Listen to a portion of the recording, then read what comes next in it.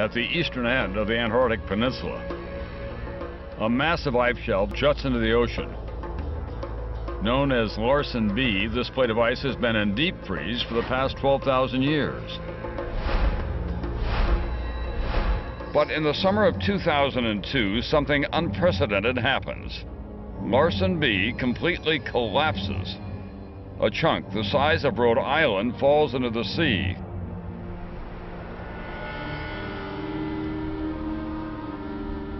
Scientists are stunned, also in danger.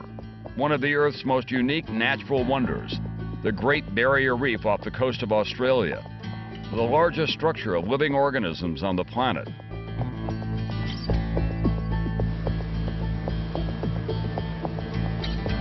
But the ocean is far too warm for the corals. Unlike birds or other migratory species, coral cannot escape when they're threatened by their environment.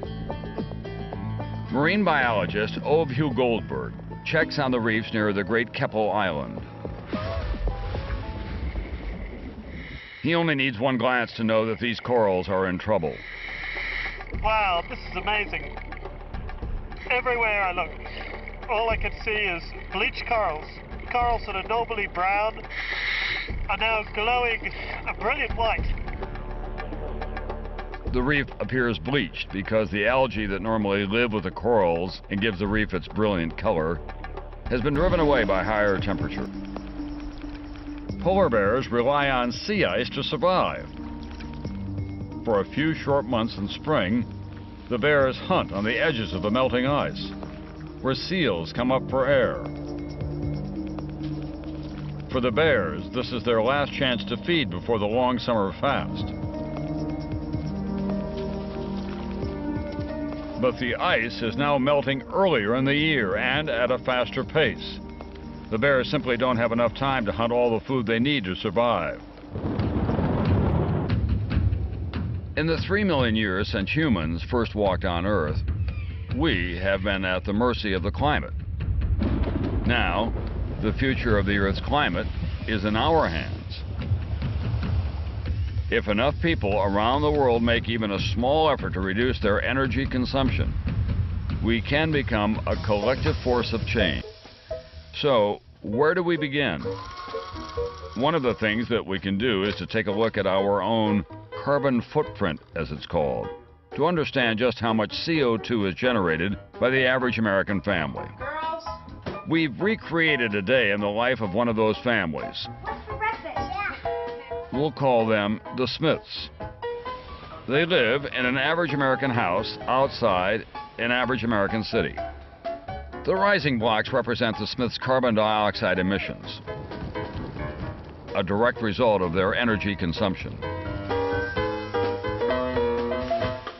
They use an average amount of electric power which comes to them from an energy grid, powered primarily by fossil fuels, coal, oil, and natural gas.